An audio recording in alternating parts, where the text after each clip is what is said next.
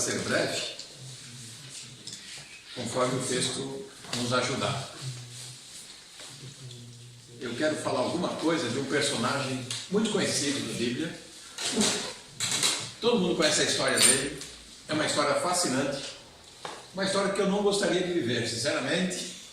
Eu gosto de aventuras, mas esta aventura aqui não é legal. Você vai achar a história dele lá no meio, quase no fim do Novo Testamento, do Antigo Testamento. Você passa Ezequiel, Daniel, você passa Oséias, desce uma rua estreita chamada Joel, continua em frente, vai passar por uma praça chamada Amós, até você chegar em Jonas, que o hebreu chama de Ionás. Você sabe o que significa Jonas? Não?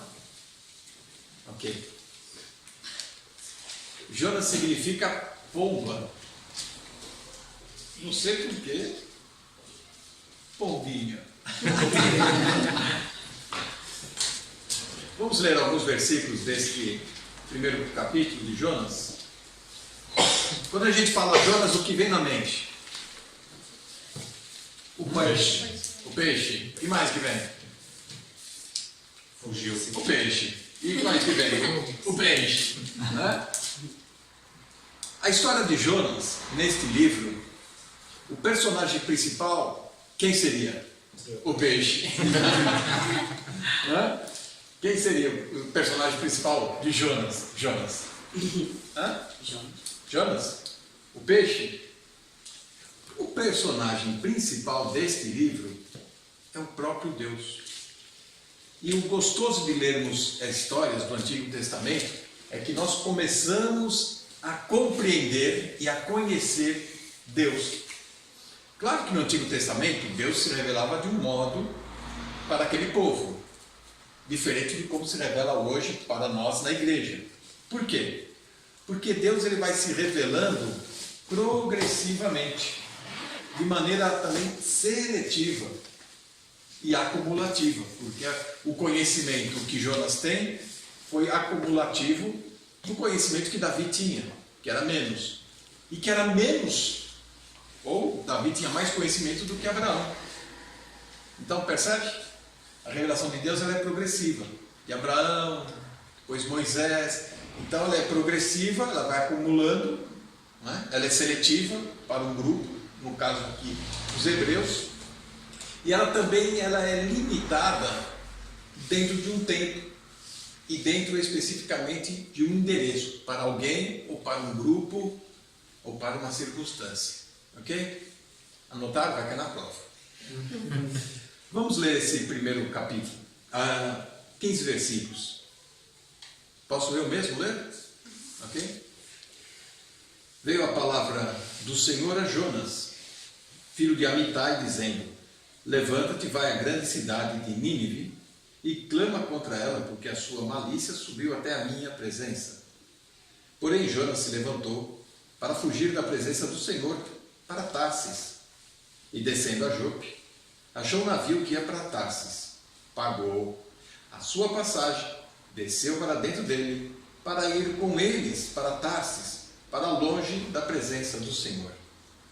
Mas o Senhor mandou ao mar um grande vento, fez-se no mar uma forte tempestade, e o navio estava a ponto de quebrar-se. Então temeram os marinheiros, clamaram cada um ao seu Deus, lançaram ao mar as cargas que estavam no navio para o aliviarem do seu peso. Jonas, porém, desceu ao porão do navio e, tendo-se deitado, dormia profundo sono. O mestre do navio chegou-se a ele e disse: que tem, dormiu? Levanta-te, clama ao teu Deus, talvez assim esse Deus se lembre de nós, para que não pereçamos. E diziam cada um ao seu companheiro: vinde, lancemos sortes, para que saibamos por causa nos sobreveio este mal. E lançaram sorte, e a sorte caiu sobre quem? Jonas. Então lhe disseram: declara-nos agora, tu, por causa de quem nos sobreveio esse mal? Que ocupação é a tua? De onde vens? Qual é a tua terra? E de que povo és tu? E ele disse: eu sou hebreu, temo o Senhor, Deus do céu, que fez o mar, a terra seca. Então estes homens se encheram de grande temor e disseram: por que fizeste isto? Pois sabiam os homens que fugia da presença do Senhor, porque lhe tinha declarado. Disseram-lhe: que faremos nós para com o mar, se nos acalmar? Porque o mar ia se tornando cada vez mais tempestuoso. E ele lhes disse: levantai-me, lançai-me ao mar, e o mar vos aquietará. Porque eu sei que por minha causa vos sobreveio este grande tempestade. Entretanto, os homens remaram para fazer voltar o navio à terra, mas não podiam, porquanto o mar se ia esbrandecendo cada vez mais.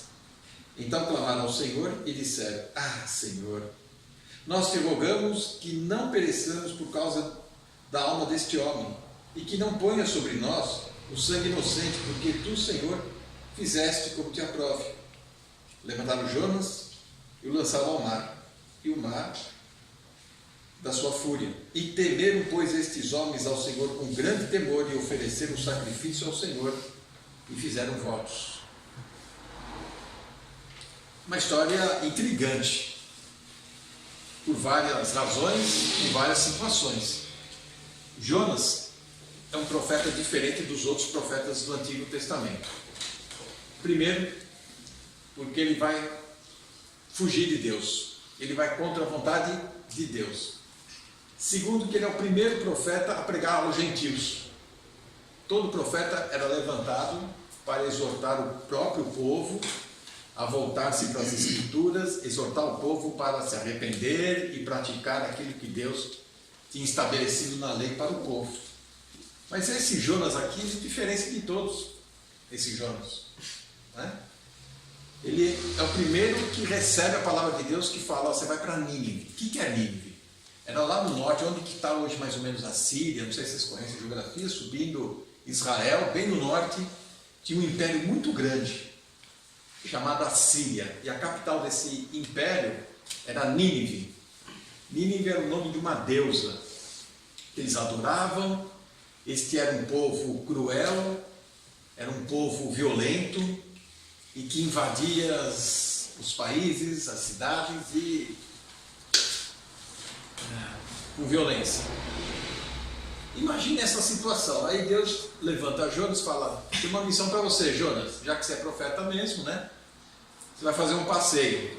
Você vai até o norte, lá em Nínive, e pregar arrependimento. Eu vou falar com os meus inimigos. Imagine você, por exemplo, torcedor do Benfica, colocar a camisa do Benfica e entrar no José Alvalade, lotado, e chegar lá no meio e gritar: Benfica! O que acontece com você? Eles vão te depenar, né? Era mais ou menos esse o temor de Jonas. Eu vou para o meu inimigo? De forma alguma. E ele, em vez de ir para o norte, onde Deus estava indicando, ele, de onde estava, ele desce a serra e vai a Jope. Jope é um porto de Israel. Ele paga a passagem dele, ele tinha uma poupança, ele tinha um porquinho onde ele guardava as moedas, pegou aquelas poucas economias, comprou uma passagem e já foi. Qual o primeiro navio que parte? É aquele. Não quis nem perguntar para onde. Era Tarsis. Provavelmente Tarsis era aqui a região do sul da Espanha. E para contextualizar melhor, né? Para o Algarve. Acho que ele falou: eu vou para o Algarve, para esse canto aqui. Ou seja, lado oposto do que Deus pediu. Percebem a situação? Agora vamos ver e analisar um pouco o comportamento deste jovem, Jonas. Levantei aqui algumas questões. O problema deste homem é que ele era excessivamente religioso. Nós podemos dizer que ele era um fundamentalista. Ele tinha alguns princípios da cartilha dele e que ele não abria mão. Não é? O quê? Eu, um judeu, vou no meio de gentios que ainda são inimigos nossos? De jeito nenhum. Um bom judeu não se mistura com um gentio. Desde a época de Jesus era assim também. Não é? Só que nós estamos com Jonas, e Jonas era uns 700 anos antes de Cristo. É muito tempo. Já naquele tempo, a religiosidade deste homem impediu que ele tivesse comunhão com Deus. Faz sentido isso? Você está falando que o religioso tem dificuldade com Deus? Tem, Jonas tinha. Agora vamos parar na história de Jonas. Vamos falar de um outro grande profeta da história da humanidade, chamado Alberto. Eu também fui um Jonas, eu fui muito religioso. E quando Deus falava comigo algumas coisas, eu falava, não é possível. Não. Eu era uma pessoa inquieta, eu gostava de estudar, ler livros. Os irmãos viram lá em casa, né, quantos livros tem. Eu olho hoje para eles e falo, como tem utilidade? Pelo menos serve para ilustrar o meu cenário agora, né? Alguns dá para ler alguma coisa. Quando a gente é religioso, tem uma vida de serviço, de rituais, de cumprir deveres e horários, nós esquecemos do nosso relacionamento com Deus. Ou não ouvimos o que Deus quer para a nossa vida. Foi o caso de Jonas. Ele era tão religioso, Deus falou para ele, você vai pregar lá para aquele povo lá de cima. Imagina, Jonas, esse povo, e ele sabia disso. Ou o povo se converte, Nínive, ou eu sou feito em pedacinhos por esse povo. Agora, se o povo se converte, a nação de Israel estaria segura, não seria invadida. Ele nem confiou em Deus, ele não teve fé, ele teve medo e fugiu do lado oposto. Quando eu fui muito religioso, eu estudava teologia e outras matérias que colocam para a gente estudar, psicologia. Eu gosto de história, eu gosto de geografia. Né? Agora, estas outras ciências foram me afastando da Bíblia. E eles misturavam, né, a teologia com psicologia, com didática, com um monte de coisa. Conclusão, a palavra de Deus estava para mim muito misturada. Né? Até que um dia, em tanto pesquisar e estudar, os irmãos conhecem essa história, já contei aqui. Isso contei hoje porque alguns cá não conhecem. Sim. Quando é que isso aconteceu? Como é que aconteceu? Onde é que aconteceu? Então, isso é um processo, não acontece assim. Que curso era esse? Explique isso aí ao pessoal. Eu estudei na Faculdade Teológica lá de São Paulo, Batista. Né? Então, aquela coisa, né? Se você está numa igreja batista, você vai para uma faculdade batista, presbiteriana, você vai para uma faculdade presbiteriana. E tal, estou eu lá numa faculdade batista. Estudei lá, mas nunca fiquei satisfeito com as instruções, com o ensino que eu recebi. Porque haviam várias perguntas que o texto bíblico se apresentava para mim e que a teologia não respondia. Isso me incomodava. Por quê? Não está claro para mim o que está faltando. Porque eu sempre preciso abrir a Bíblia e depois pegar um livro para esse livro explicar o que a Bíblia quer dizer. Não, eu quero... E vocês guardam. Eu quero simplesmente pegar a Bíblia, ler e entender. Não é? Porque Deus escreveu um livro de uma maneira tão simples para o homem que qualquer pessoa pode entender. Você não precisa de uma faculdade, você não precisa ter um chamado das estrelas, ouvir vozes. Se um dia você ouvir vozes, sai correndo. Então, eu, depois de ter me formado, continuei a estudar. Eu precisava estudar e me atualizar porque eu trabalhava numa rádio que era evangélica, se assim a gente pode dizer. Era uma rádio missionária e a gente tinha que estudar e vinha muitas cartas de ouvintes misturados, pentecostais, adventistas, testemunho de Jeová, gente inútil que não tem o que fazer em casa, manda pergunta para ver se eles entendem mesmo. E as perguntas vinham, eu tinha que ficar procurando. E nessas de procurar respostas para as perguntas, nas pesquisas, eu caí no site da iqc.pt, né? Que é isso aqui, essa igreja. E eu comecei a ouvir os estudos, comecei a ver o que estava acontecendo. Opa, pronto. Deus respondeu minhas orações de anos. Foram no mínimo 10 anos naquela busca por aqui, por ali, por essa corrente teológica, não, por aquela corrente. É calvinismo? Não, não é. É arminianismo? Também não me satisfez. É pentecostais? Não. É carismáticos? Também não. Eu já estou cansado. Puxa, acho que eu vou desistir dessa vida, né? Deus responde a oração. De uma maneira muito simples.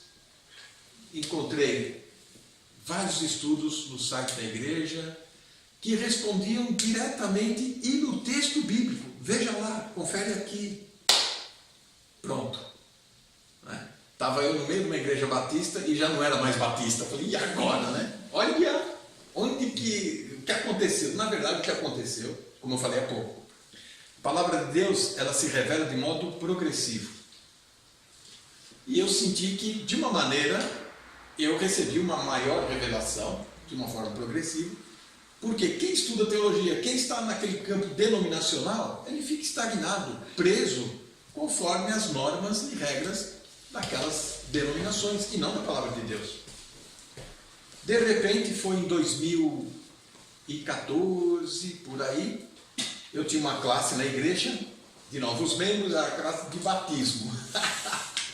Né? Aí eu falei, e agora? Tinha que falar sobre dízimo, né? Me falar sobre batismo. Eu falei, puxa, agora eu já sei que batismo não faz parte da igreja corpo de Cristo, para quem está no Evangelho da Graça.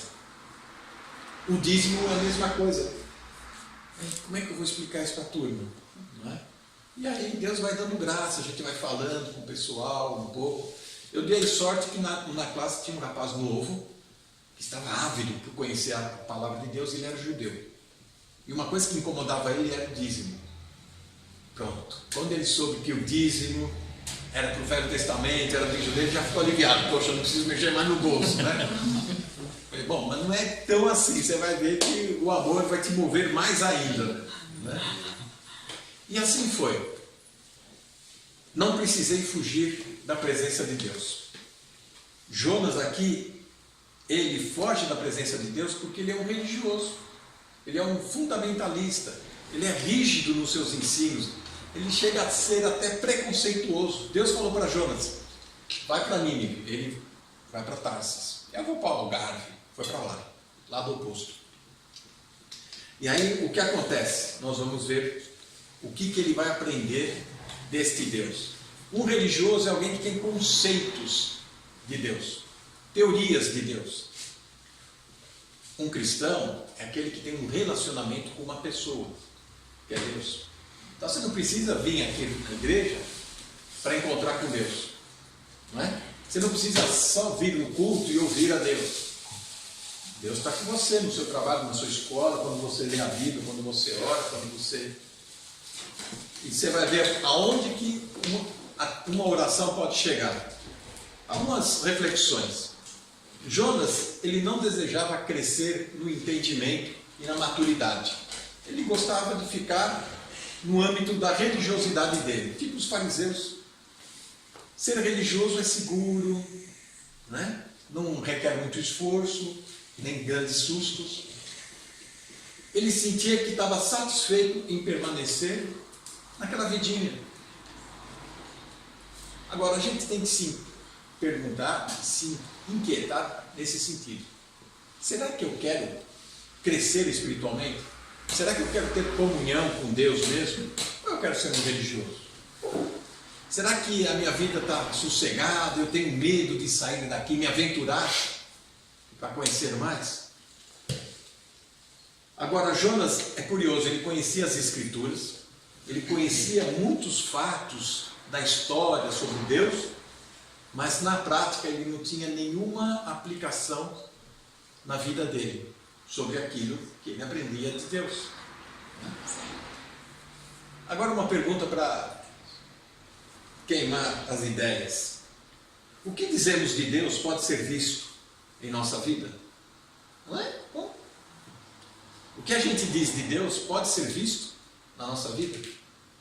Exemplo, você fala que Deus é amor. Pode ser visto na sua vida? Ah, Jesus é a paz.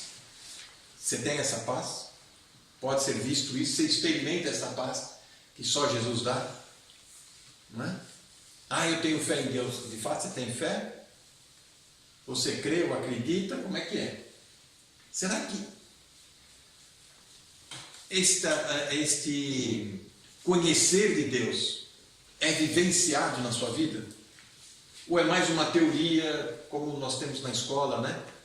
De fórmula de matemática, fórmula de química, que você não sabe para que serve, mas serve para você tirar zero, se você não souber. Pelo menos serve para isso, né?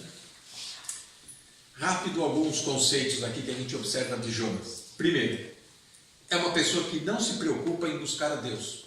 Pelo contrário, ele foge. Por aqui que não tem espinho. Ele vai para lá. Né? Verso 6 diz exatamente isso. Então temeram os marinheiros, clamavam cada um. Opa, é o 6. E o mestre do navio chegou-se a ele e disse: que tens, Senhor? Levanta, clama ao teu Deus, está todo mundo aqui no nosso fogo, uma tempestade lá fora. Todos os marinheiros estão temendo a embarcação que está indo a pique. Está todo mundo rezando para o seu santo, está todo mundo batendo o seu bumbo. E você dormindo. Não busca a Deus. Que história é essa? Você não está levando o seu Deus a sério? Você não leva a sério aquilo que Deus te ensina? Imagine Jonas acordando. Tanto barulho, é a chuva, é você gritando na minha orelha. Não posso dormir sossegado, eu paguei essa viagem. Eu paguei por essa cabine. Não é? Muito bem. Ele era inconsequente, insensível, indiferente e por aí vai, né? Não vou falar que ele era um imbecil para rimar com ina, mas vocês completem a sentença. Ele não se preocupava em praticar a palavra de Deus. Verso 8 e 9. Se você teme, Jonas, por que você desobedece? As pessoas perguntavam no verso 8 e 9. Qual a sua ocupação? De onde vens? Qual a sua terra? Quem é seu povo? Ele tinha uma identidade. Nós temos uma identidade. Você está na escola, no trabalho, você está numa viagem, em outro lugar, no meu caso, em outro país. Ninguém me conhece aqui, exceto vocês, hein? Mas se eu for para Lisboa, eu posso cair na night, né? Eu posso aproveitar aqui a vida porque minha esposa está do outro lado do Atlântico. Quem me conhece da igreja lá do Brasil está do outro lado, ninguém está vendo. Exceto se o Márcio for filmar, né? Aí não dá. Qual é a nossa identidade? A gente tem que manter a nossa identidade, nós temos que manter as nossas origens. Se você nasceu de novo, você faz parte da família de Deus, você faz parte do corpo de Cristo. E veja o que acontece.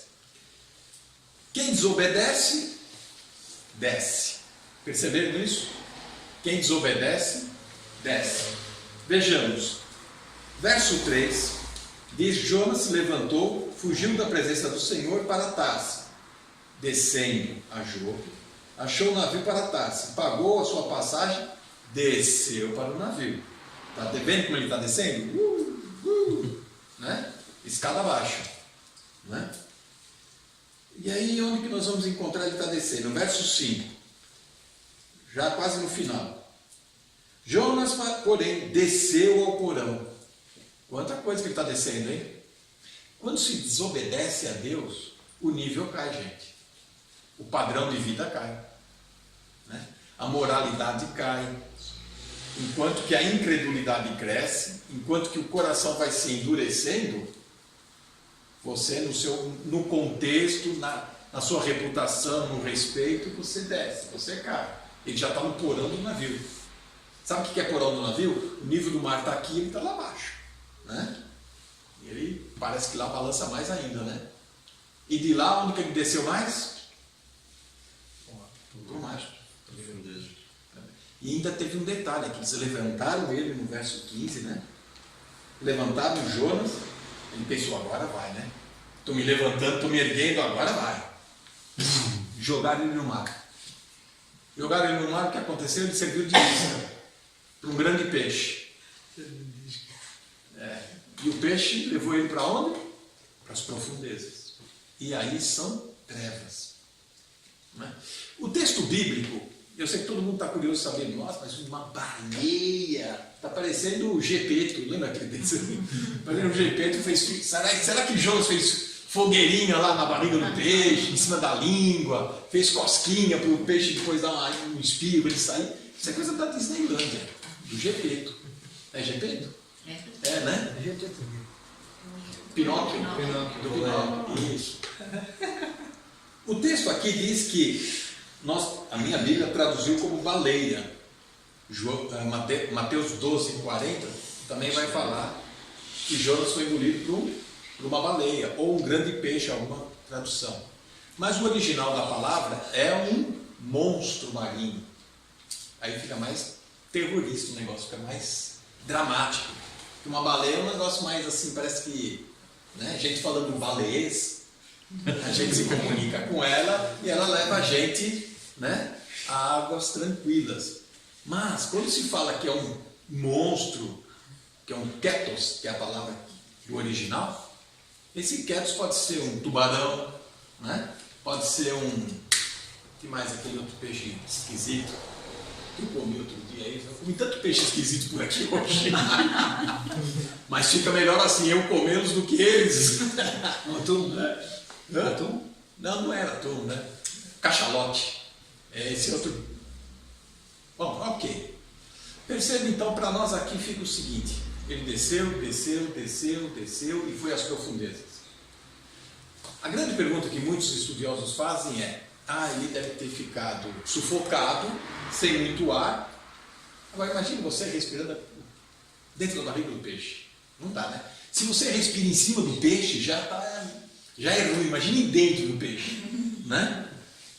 E o texto aqui, virando a página, no capítulo 2, no verso 5: as águas me cercaram até a alma, o abismo me rompeu, algas se enrolaram na minha cabeça. Eu não sou marinheiro, não conheço a arte aqui o único fuzileiro que temos entre nós aqui pode confirmar isso. A alga já se enrolar na cabeça, no pescoço, quer dizer que ele já se deu por morto. Ou está morrendo, né? Nas últimas, né? E foi. Né? E o peixe lá, né? Lá embaixo. E ali ele continua clamando a Deus. Depois, vocês conhecem a história, ele volta. Né? Parece que o peixe vomitou ele, menos mal. Melhor sair por onde entrou, né? Para não ter confusão. Para não ter nenhuma bagunça, né? Para não ter muito azar. E é exatamente esta figura, de 3 dias e 3 noites, que Jesus resgata desse peixe. Percebem? Aqui. Neste episódio, seguimos mais alguém. Abraão desceu ao Egito, quando tinha fome na terra. Não é? Isso é sinal de incredulidade. Atos 7,15 diz que Jacó desceu ao Egito. Outro sinal de incredulidade, porque Deus falou: ficai na terra, que Deus iria sustentá-los. Veio a fome, veio a adversidade, veio o desemprego, veio... eu vou para o Egito. Eu aguentei que nessa terra que Deus me mandou, até onde deu. Deus demorou, estou indo para o plano B, vai para o Egito. Muitas pessoas fazem isso na igreja. Eu estou na igreja, estou aprendendo, mas não está funcionando, Deus não está respondendo a minha oração. Bom, já deu tempo nessa igreja, eu vou partir para outra, eu vou para o plano B. E sai para a vida fora. Sansão, em Juízes 14, ele também desceu a Timná e foi conhecer lá a esposa, dos olhos dele, etc, etc. Quando a pessoa desobedece a Deus, quando há incredulidade, quando há dúvida, a sua vida, a tendência é descer. Né? Desobedeceu? Desceu. Pronto. Não é por isso que o céu fica em cima. Pra gente subir, né? Claro.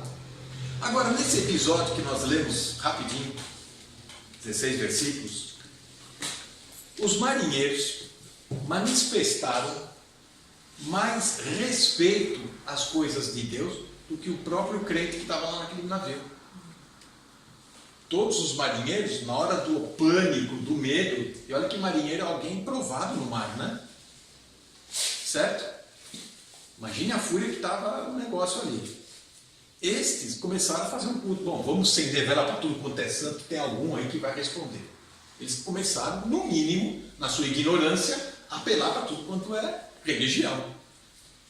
E o crente do navio dormindo. Na nossa vida, muitas vezes, acontece isso.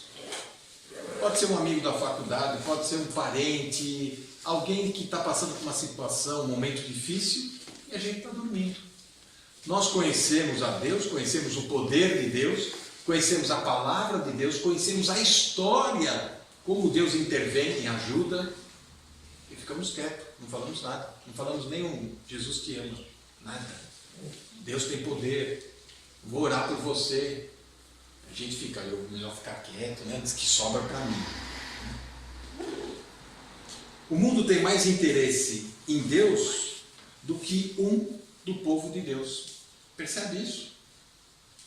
Este Jonas, ele não levou Deus a sério. Deus falou para ele, você vai nessa capital Nínive da Síria, prega lá para eles. Ele fugiu de Deus. Enquanto que Jonas está lidando com um conceito, com uma teoria, achando que pode ludibriar a Deus. Percebe? Pode negociar com Deus. Não é? Para terminarmos aqui, algumas considerações. O que eles sabem agora de Deus pode ser visto na vida deles. O texto não mostra e nem diz, e nem é o assunto principal, se esses marinheiros vão se converter ou não. Mas o verso 16 diz que eles temeram ao Senhor, um grande temor, ofereceram um sacrifício ao Senhor e fizeram votos. Podemos dizer que eles estavam quase lá, né? Enquanto que o servo de Deus, o crente, ele ainda ia viver muitas aventuras para aprender a conhecer a Deus, vivenciar este relacionamento com Deus, já que ele era um crente. Ok? O que será que aconteceu com esses marinheiros? Não dá para saber. O Deus tão poderoso, imagina o que esses marinheiros pensaram de gente. Puxa, esse rapaz aqui tem um Deus tão poderoso, tem um Deus que criou os céus e a terra. Ele diz lá no verso 8, ah, meu Deus é o que criou os céus, a terra, o mar, tudo que ele realizar, é esse aqui o meu Deus, não é? O que os marinheiros falam? Mas se esse é o Deus que ele conhece e que fez tudo, por que ele não respeita? Por que ele não teme a Deus? Então era isso que eu queria dividir com vocês, nesse sentido. O que a gente fala de Deus, o que a gente conhece de Deus, será que é visto na nossa vida? Ou nós vamos querer fugir da presença de Deus e vamos nos enfiar num navio que vai para a direção oposta e o pior, colocar em risco as vidas que estarão por lá. Em vez de você ser uma bênção em pregar e falar, quando você se cala, você coloca todo mundo em perigo de vida ou de morte, claro. Terminar com uma oração? Pode ser? Ó Deus, que a Tua palavra possa vir de encontro às nossas necessidades, possa vir de encontro àquilo que temos dúvidas, aquilo que nós temos ainda que aprender e conhecer de Ti. Que o Senhor venha se revelar a nós e que o nosso coração possa estar obediente, que possamos levar a sério este compromisso, que possamos levar a sério esse relacionamento contigo. O Senhor quer falar conosco, o Senhor quer nos amar, o Senhor nos revela através da Tua palavra, a Bíblia, e nós queremos Te conhecer, nós queremos viver para Ti, porque só o Senhor tem palavras de vida eterna. Em nome santo do Senhor Jesus. Amém. Amém. Antes de passar a palavra, se alguém tiver alguma pergunta. Então, não gravou.